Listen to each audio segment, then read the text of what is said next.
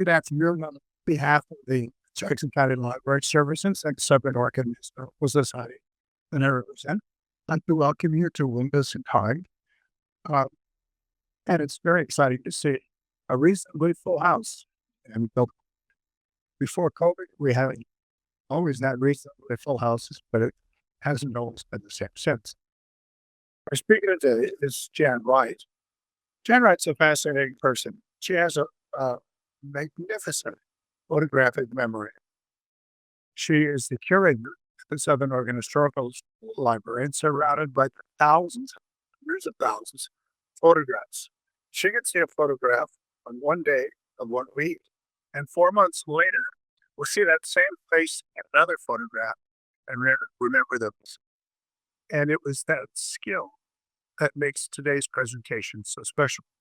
Jan has been the historian for many groups in the Rogue Valley, the Talent Historical Society in particular. She's the author of the important book, Oregon Outcasts, John Beeson's Struggle for Justice. Yes. And she has a series of presentations that she's done with us, and that's usually on some form of an oppressed class, a group of people that do not have good histories in the normal conventional telling. And Jan will ferret it out and present it here. So it's particularly significant today that we have her talk. Like to say, Harriet Johnston, Black Pioneer. Jan? Wow, thank you. I didn't know I was so good. Um, I'm really, really excited to be here today and to share with you a story of a family who carved out their lives in the midst of other people living their lives. We often think of Jacksonville, the classic view of Jacksonville is gold rush days and the saloons and miners coming into town on the weekends or when they had a slow flow day and the buildings burning down when they were wooden, being built back up in the bricks. All those stories that they tell on the trolley and in the little plaques along the streets of Jacksonville. There are some people who live there who are under represented, and the Johnston family is one of them. This photo, I've been researching the Johnstons for years, and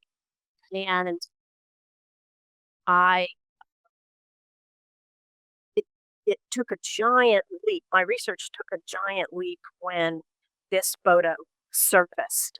And this is part of the Peter Britt glass plate negative collection. And Ben Truey, some of you may know him, was scanning this and he called me over and said, "Oh my gosh, look at this." And at the moment that we first saw it, we weren't sure who it was, but I knew, like Larry said, I had remembered the woman on the right and two of those children. I'd seen her before, years before. And so I went looking. And at SOHS, we're on the archivist. We have all the portraits in boxes, and then they're alphabetically arranged. So I started looking. And the next, so there she is. This is Millie Cooper and two children beside her. And I knew I had seen them before, and there they were. And this is Albert Johnston's wife, his second wife. And then a sweet little picture on that side. I can't tell if I'm right or left because, you have the left, that one over there. That one was labeled Albert Johnston's girl, and I just think it's the most sweet picture. There's a little hollyhock and it on the side, and the hollyhock was painted pink, tinted pink, and so were some of the plaid areas on her dress. And that girl is this girl here, next to Millie Cooper. So I kind of nailed it down. This is the Johnston family, and that older woman must be Harriet Johnston, who I'd heard a little bit about. So I was able to identify all the people in this picture. Lorena is the taller one, the taller child, with her hand on Harriet's shoulder. Harriet Johnston, uh, her maiden name was Janet. Uh, Millie Cooper Johnston, and she has baby Joseph in her lap, and and poor baby Joseph died when he was 5 months old. So that sort of helps date this picture. Um, and also Harriet died in 1897, so that also helps date this picture. So this is between 1896 and 1897 when Harriet died. The little girl on in the white dress with the little necklace and her hair up in a bow, she's very put together. That's Catherine Johnston, and her little sister Harriet, or Helen is her name. So they're all Albert Johnston's family. And here's Albert. Now, Albert is a tricky guy to talk about. He was not a happy person. He was angry most of the time, and he committed many crimes, some of which he went to prison for, some of which he was suspected of, but they couldn't quite get enough evidence to convict him. Albert was Harriet's child, born in Mexico, and we'll talk more about that later. And here is Albert in his older age. This is the last time he went to prison, and I even have fingerprints. They came from the Oregon State Archives. I don't want to dwell too much on Albert. I have some reserved understanding of him in my being.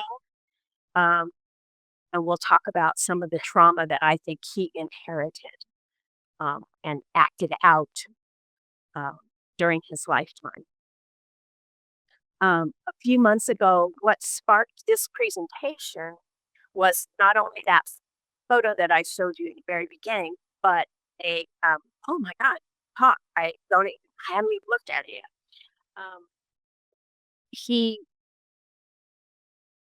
a woman from Jacksonville who was a volunteer at the Jacksonville Cemetery came in with his name.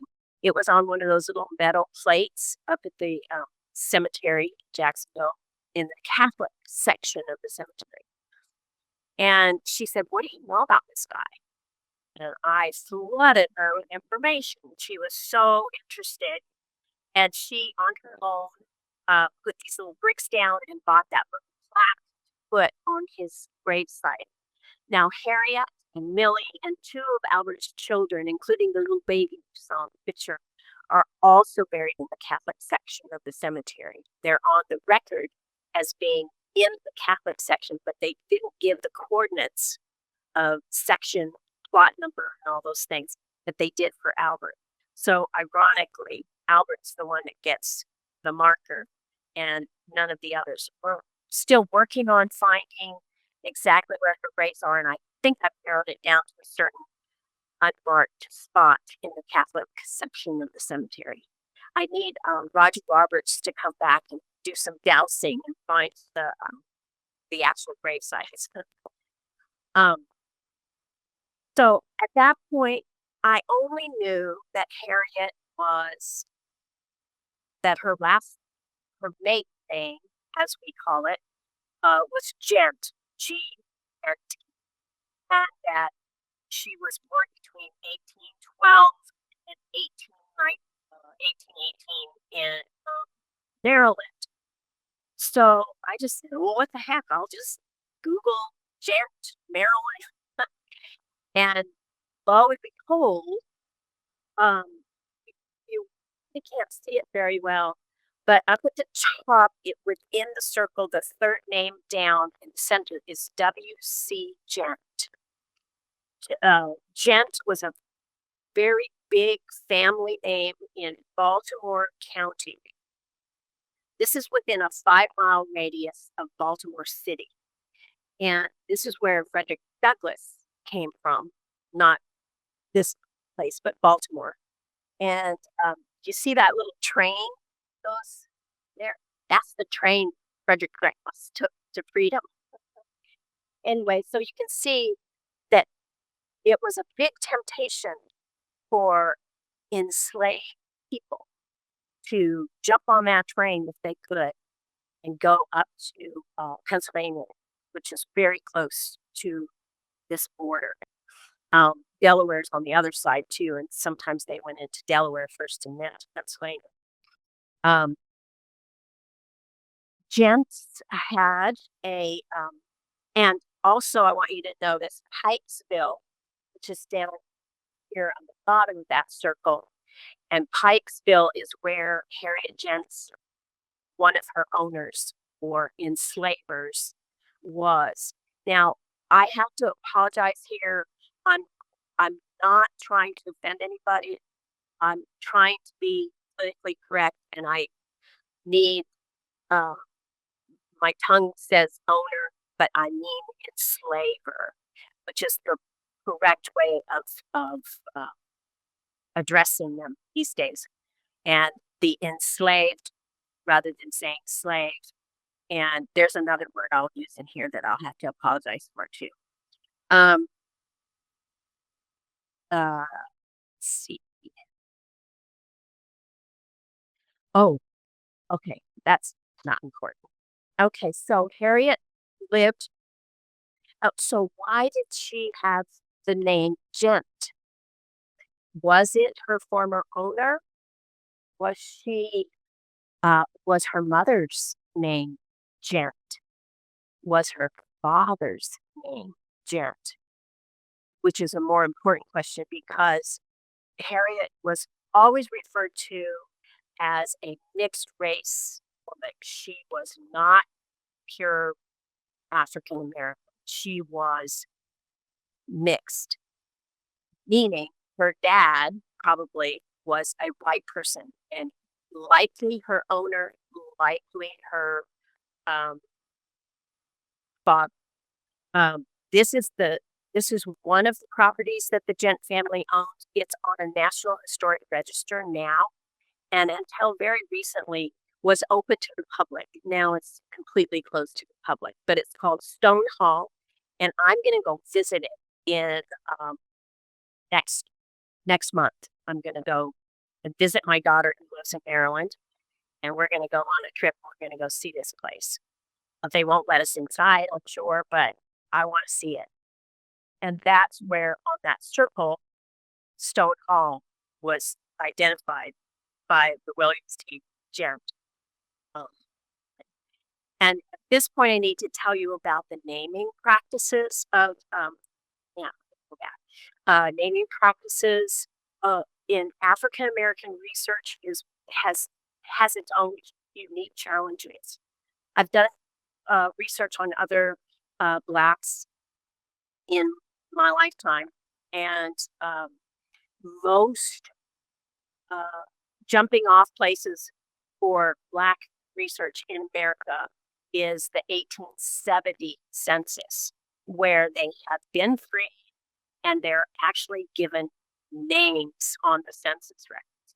Before that time, most of the references to these people is a tally mark, a number, an age, but not a name. And so when they chose their name, if they chose their name, they usually often try to make it so if they ever achieve their own freedom, somebody could find them. There's some gent. Oh, I know a gent that lives in Maryland. Are you related to that person? And so forth. So they could reconnect if any one of their family scot-free. The opposite of that is sometimes they hid their identity by choosing a different name, and that had nothing to do with where they were from or who their parents were, to try and hide themselves and make themselves a little safer. And you'll see that later on in this talk that Harriet's family did that at one point, I think. Here is the first thing that I found when I Googled Harriet Johnston, and I was just blown out of the water. This is 1834. So there's 3 references to Harriet before 1841 and 2 censuses before the 1870 census where Harriet is named. And it's so unusual. I think she wanted to be found. I don't think she was hiding at all. This gave me a wealth of information about the woman. Says that she's a mulatto, which means she's half white, half black. And that word is not used anymore. And we should say mixed race now. But Violetta West at the bottom in Pikesville, that you saw on the map before, labeled her mine. She's mine. Harriet Johnston, age 22. Violetta hired her out, which meant she let somebody in the city of Baltimore, use Harriet's labor, but they paid Violetta for that labor. And so Harriet had this wonderful opportunity to go to the city. And when she was there, she met this guy named Isaac Johnston, which I just love that they name him. And I have reason to believe that Isaac was a free person of color, that he is mentioned in a few court cases and later on in the jail, which I'll talk about in a minute. And they always mention his complexion, but they never mention an enslaver, someone who is responsible for him. So he was responsible himself, which makes me think he was a free person of color. Baltimore at that time had the biggest population of free persons of color than any other place in the U.S. And Frederick Douglass, who lived there, said that, I can't quote him exactly, but he talked about the difference between the plantation workers enslaved and the city workers or the city enslaved, and how much freedom you felt when you went to the city. They had much more anonymity. You could go from house to house, you could walk around town, but on the plantations, you didn't have that kind of freedom. You were always watched. The overseer was there, and you had to have little notes, permissions to go anywhere. And so Frederick Douglass felt that freedom when he was in Baltimore, and I'm sure that Harriet felt that too. And she felt so free and so risky that she decided to abscond with herself. I love that word, absconded. And let me just tell you really briefly, not to glorify Violetta West in any way, but she was a well-connected, part of the elite of Maryland. Her brother, John Edgar Howard, had been the governor of Maryland from 1788 to 1791. And her nephew, governor's son, also became the governor of Maryland from 1831 to 1833, just before this ad appeared in the paper. And I'll tell you about some other relatives that she had later on. She was well connected. She had, uh, she was married to Joseph West, a Revolutionary War hero. Um, and so there was a powerful, powerful family that she belonged to. And Harriet didn't care. She walked away. It also says she's 5'6" or 7 inches. And she says, I can't describe her clothing. In most of these ads, and there's a lot of them in the Baltimore papers of, you know, offering a reward for runaways or absconders. And and usually they offer a lot more than $10. But they often describe the clothing as though that's the only set of clothes that this person owned. And so it's easy to describe them. And if you saw that jacket or something laying on the ground, you knew that was the trail to follow if to find it. Anyway, so Violetta West wants her to go to jail. She wants Harriet in jail because she said it is if you I'll give you $10 if you find her in the city. If she's further out, give you $20 so that she can be lodged in jail. So I started looking around Maryland archives, and I found this book called Absconders, Runaways, and Other Fugitives in the Baltimore City Jail from 1831, which is our time period, to 1864, to just during the Civil War. So I ordered this book on Amazon and wait for it to get there, and I get into um, the index in the back. There's no gents. Waste of money. Anyway, so I start looking around. I go, well, maybe Isaac's. Well, Isaac's in there, but Harriet Johnston is in there. And so I started to try and identify if this is our Harriet. And I think it is. Now, I abhor AI. I think it's bad. I think it makes us not think, and it makes us enslaved to the computers. They can make up anything they want, say anything they want, and none of my research was done through AI, just so you know. But the other day, Jason, our tech guy at SOHS, was looking for fiddling with AI, trying to make somebody's face younger.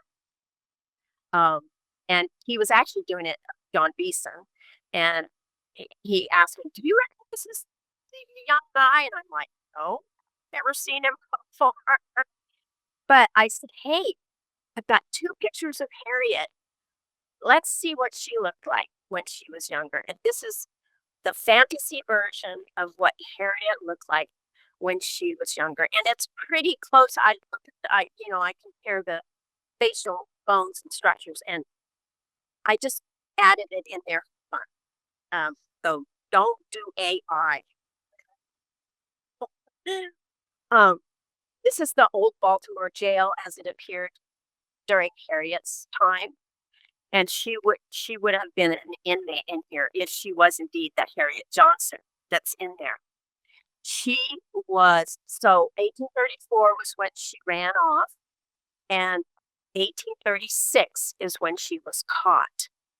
And I went through this whole freaking book to look at everybody that was in there, and nobody stayed as long as Harriet did. She stayed 2 years in that prison. Uh, the which is just maddening. Nobody came to get her. Nobody claimed she wasn't worth $10. She wasn't worth $20. She wasn't worth anything to Violetta West. In fact, Violetta West, if my information is correct, sold her while she was there and didn't come pick her up, let her languish in that prison. And I have reason to believe that she had a child. And I'll show you that in a minute. But could the child be a jailer's child? Could it be Isaac Johnson's child? I don't know. I just can't speculate on that too much. But the person who finally came to pick up Harry, yeah, no, was J.B. Dorsey in behalf of Edward Ridgely. Now, if you were from Maryland, Ridgely, that name would pop out to you. You would know that name. They were the second largest slave owners in the state, and they were related to Violetta West, both Dorsey and Edward Ridgely. And Edward Ridgely lived at the Hampton House, which is still in existence. And there's a beautiful website if you want to look it up, Hampton House in Maryland. It's still preserved. It has the slave quarters. It has part of the industry that they worked on there, the ironworks, all these things that and the Ridgeleys owned throughout their tenure in the Hampton House over 600 slaves. So not a particularly great place to live, in my opinion. And after her being in jail for so long, wondering if anybody was ever going to come claim her. When they did, they also sold her to the most notorious enslaver in Baltimore. His name was Hope H. Slater. You see it at the bottom. And this is an ad that I found that he is bragging about this new prison that he's built for Negroes. And this is what it looked like when it was being torn down in 1910. But he describes this building and says it's on Pratt Street next to Howard Street. Violetta West's name is Howard West. Oh boy. The building was meant to house the men in one floor and women in the other floor, keep them separate. And he kind of fattened them up before he shipped them off to New Orleans.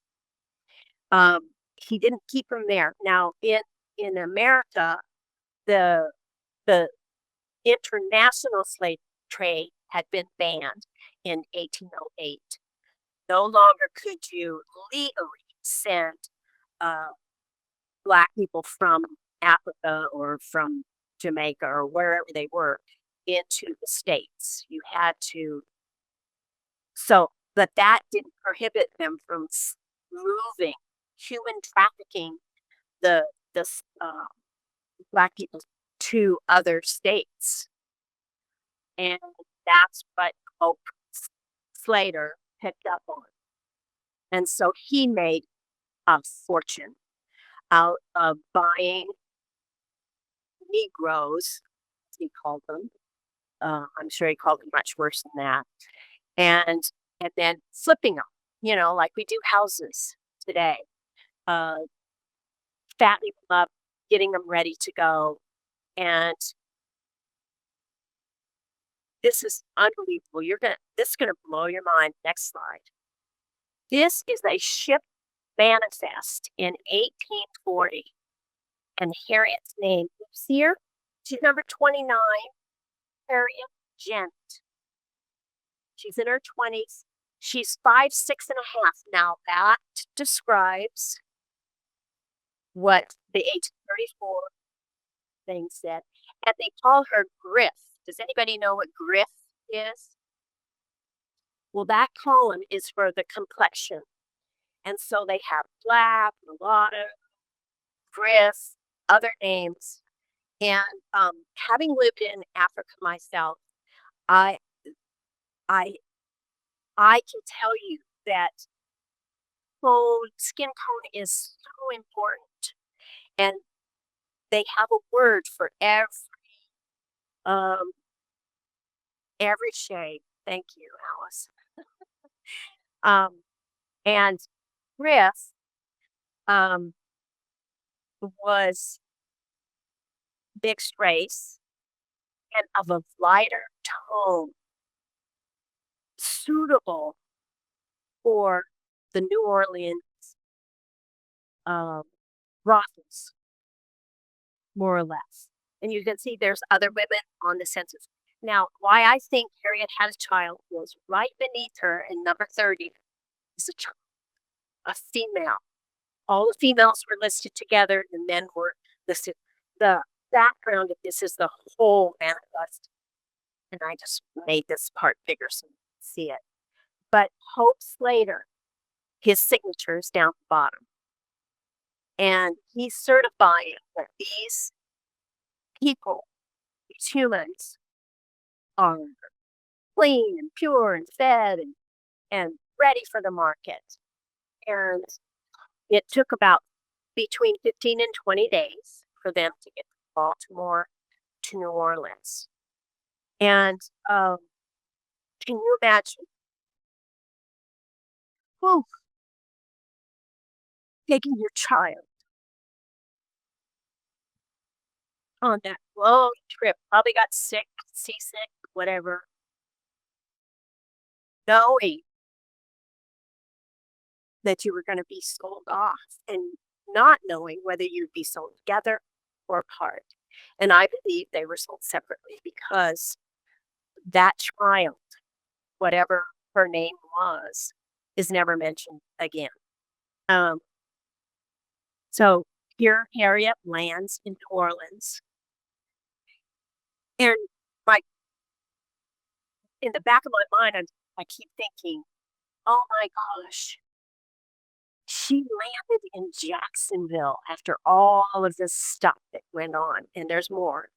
Um, each person that comes to out west during the settlement era brought some kind of story with them. And this was Harriet's story, as far as I can tell. And so much more that didn't get documented, but she's one of the rare Black people in America. The Maryland Archives was really gracious, and we had a bunch of emails back and forth together, and they were very interested in Harriet's story, knowing about her, and I sent them a picture of her. And anyway, um, so she goes to New Orleans, probably, gets cleaned up, immediately stands on the auction block.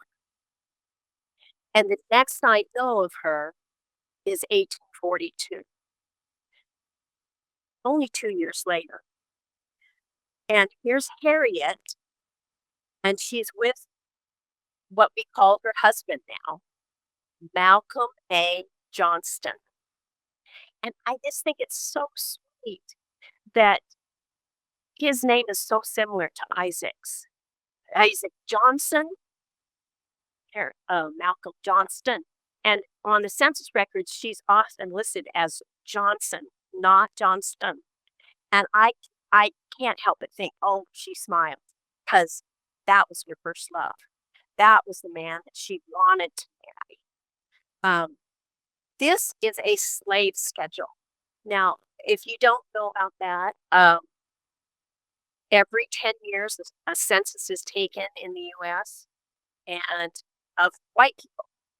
But if you lived in the South or the slave states, there was also an extra census that was taken of the slaves that you owned. So Malcolm is listed on the regular census, but he's also, and you notice there's nothing next to his name because he's already been listed on the census, but he has to declare his slaves. Well, there's Harriet, and age doesn't matter. Everybody lies about their age to begin with, and maybe Harriet didn't know when she was born, and maybe she couldn't cipher what that meant. Um, but because she was never taught to read and write, that was a law in Maryland. You were not allowed to teach your enslaved people how to read or write. So this is where the naming practices came in and the deception came in. And I'm really interested to know, and I'll never know, uh, unless everybody goes to heaven and we can talk to each other, or the other place. And whether Malcolm really truly had a connection with Harriet, or if he just considered her his slave, I don't know. But they had children together. And the first one, this William on the census here, it's Albert.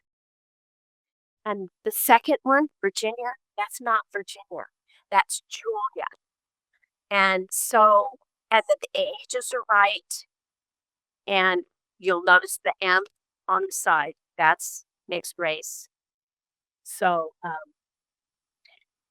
I think it was kind of a clue that they're trying to hide these children and protect them so that if they ever leave, they can say, well, I don't have a guy named William. I don't have a girl named Virginia. I sold them off so that they could keep their identity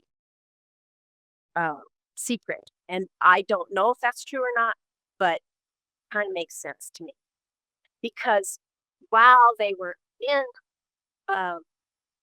Texas, which Texas wasn't a real state, boundaries weren't formed until after the Mexican War. And Albert and Julia, well, Albert was born before the war happened, and the boundaries between Mexico and Texas were kind of fluid. And Mexico had abolished slavery very early on.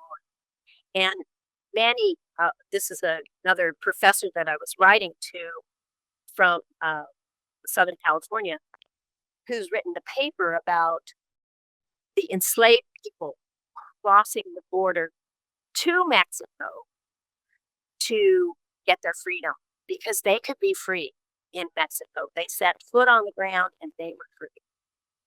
So Harriet, when she was pregnant with Albert and with Julia, she did that. She crossed the Rio Grande.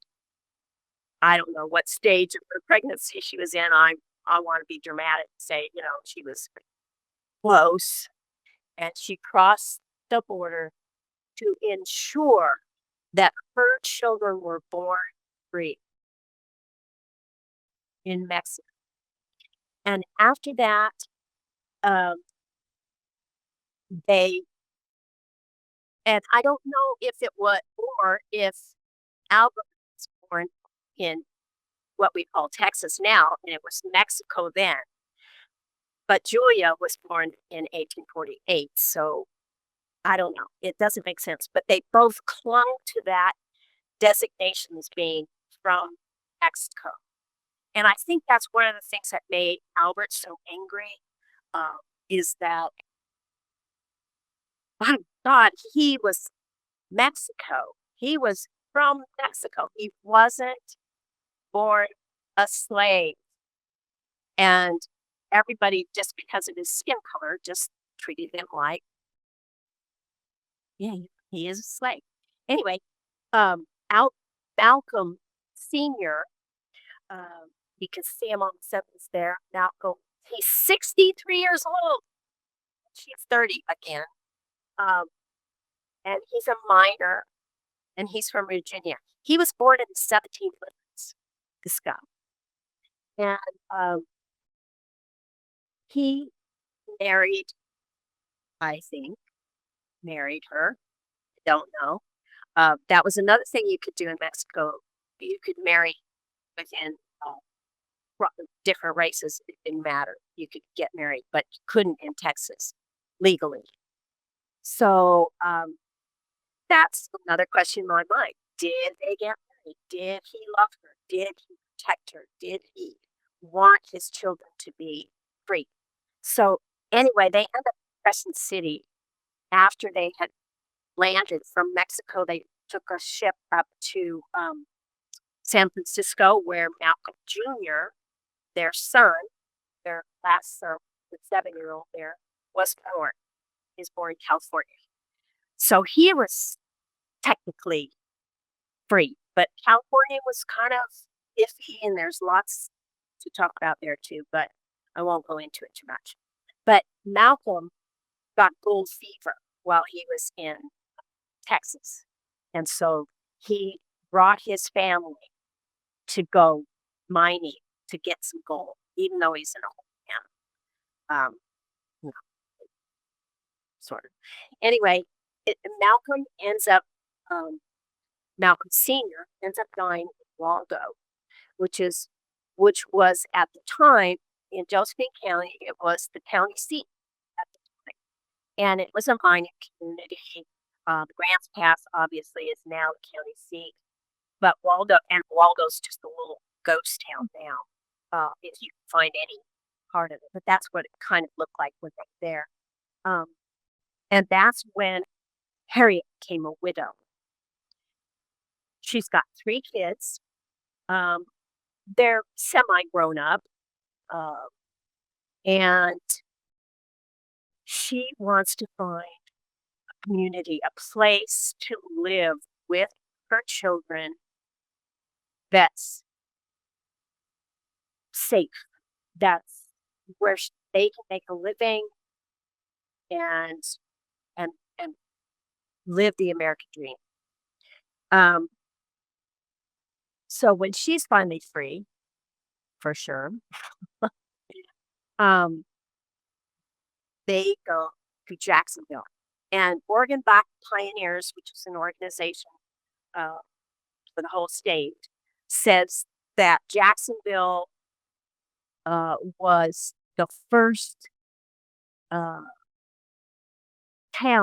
in Oregon to have a population of Black people, that a community of Black people, that Portland, anywhere else in that time period didn't have as many Blacks as we did. So, and I could name some of them, Laura could name some of them, were all, so I think Harriet knew that, and I think Harriet said, I'm going to go there. And you see that church that's in the middle? That's the Catholic Church. And in that Peter Britt photograph, the 2 churches, the Methodist and the Catholic Church, were facing the same direction. But now the Methodist one is turned around and is on fronts on 5th Street. But the Catholic Church is where Harriet had an affiliation with the Catholic Church. She may have picked that up in Mexico when her children were born there, and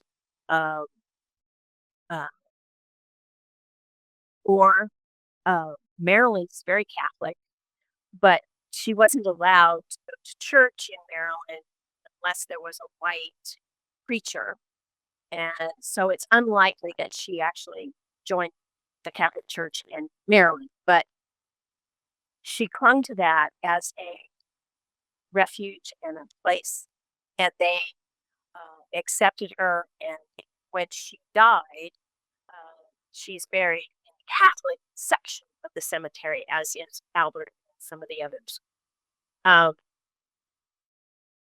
In 1870, this is where most African Americans are found for the first time. And we had all that stuff before. I'm so excited about it.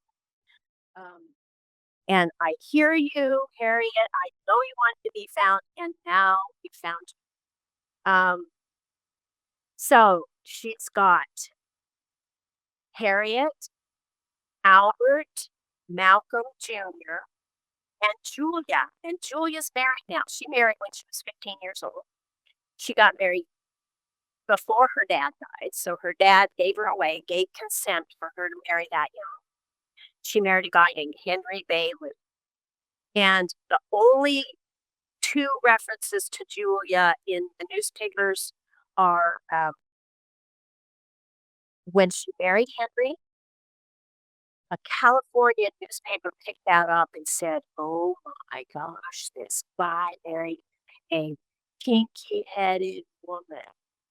And he's supposed to be a big secessionist." And it was 1862, it was right in the middle of the war, the Civil War. And they blasted Henry for participating in the amalgamation of the race, which meant, blending and making them white and bleaching them out, they said. So, and Julia has two kids, you can see, Henry and Harriet. I can't find Julia. I don't know what happened to her. I suspect when Henry, her husband, got put in jail for badly beating a guy he thought was cheating on with Julia. I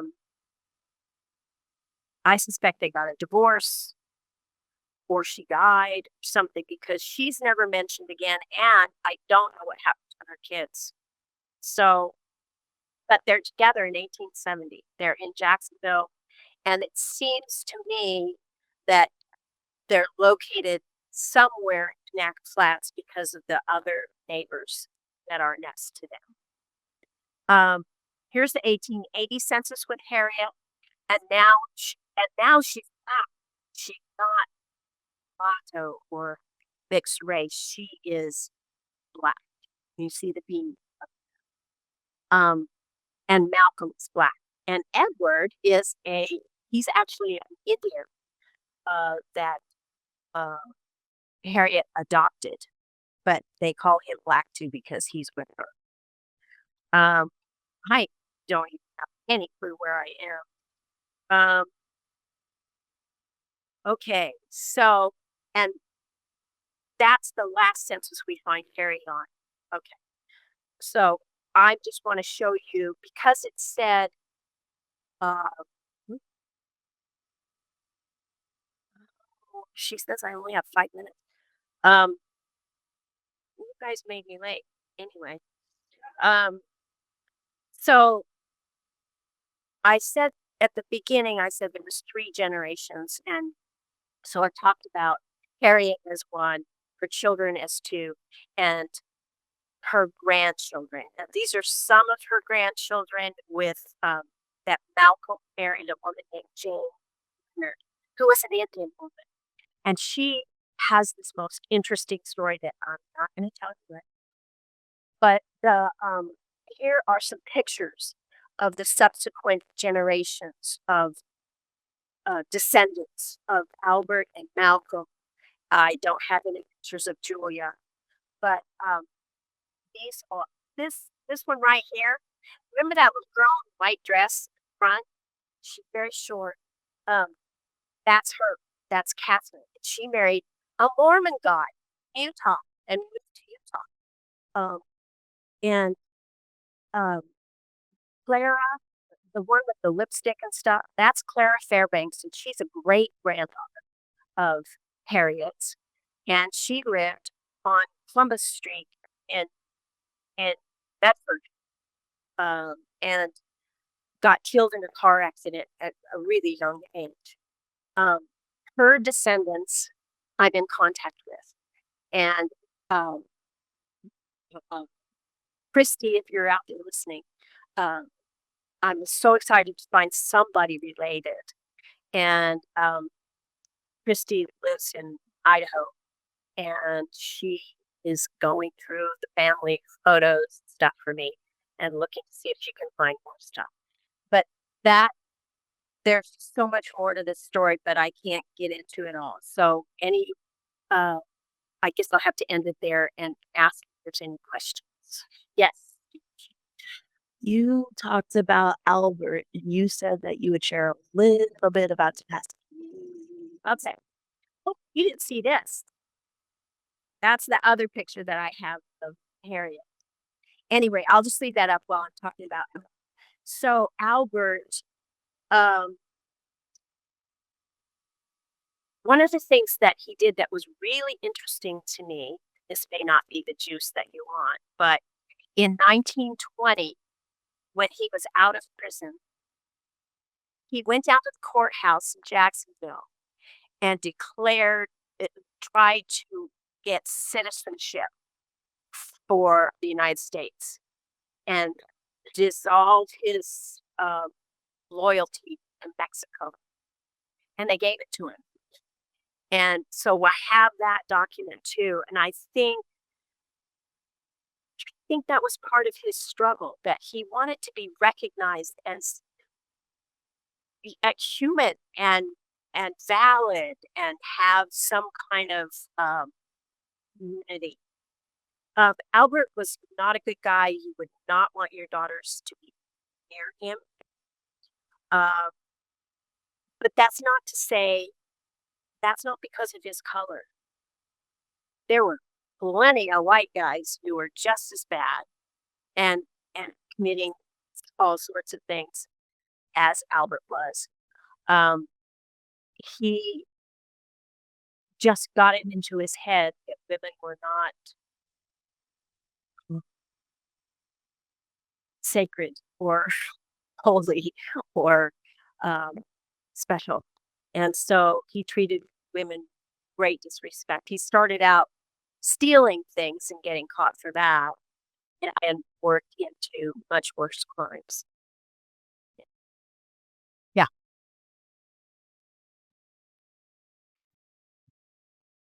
Who wrote the quote up there about That was in an obituary from the Ashland Tidings. And I think that's so interesting that she had an allotted sphere in which she stayed. She knew her place. That's what that means to me. That it's a nice way of saying it. But and women in general had an allotted sphere. You could say the same about Teresa Prim or somebody like that who lived in Jacksonville, married to white guys who thought women in particular had a place. But I just thought that was a very telling quote from that obituary. Yeah. Yeah, Laura. in the first portrait with Harriet and the other five, Uh-huh. had a note about some kind of ghost image in the background? Oh, you can't see it, unfortunately, but in the background, oh, you can see it better in that other picture. You can see a closely figure of a woman. See her right there on the side, right there on the side. There's her white apron and her face up top.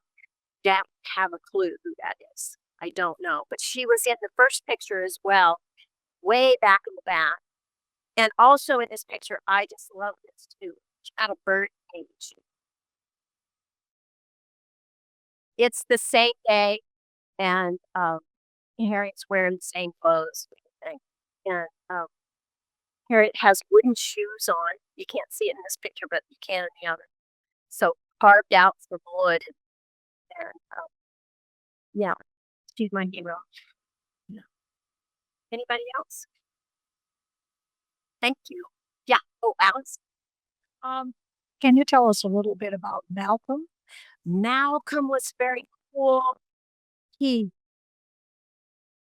did his best to this is a picture that I found also in Peter Britt Glassmate Negatives. I don't know if this is Albert. I've never seen a picture of him, so I can't have anything to compare it to, but it's the right time period and he looks similar to Albert. But I do know that that's his wife there and some of his kids. And Albert or Malcolm in 1903 saved the Karuski barn from being burned to the ground. And he woke up in the middle of the night. It was like 2 o'clock in the morning, and he could smell something. He lived right across the street from the barn, which was kind of behind the courthouse where big brick courthouse is. And he he saw a light flickering, so he went to investigate it, and he found that it was a fire that somebody had built in the shed right next to the barn and on the floor, and it was burning. So he got kids out of his house to go put the bucket brigade thing going, to put it out. He called the neighbors and no one responded. Ooh, I wonder why. And put the fire out with bed.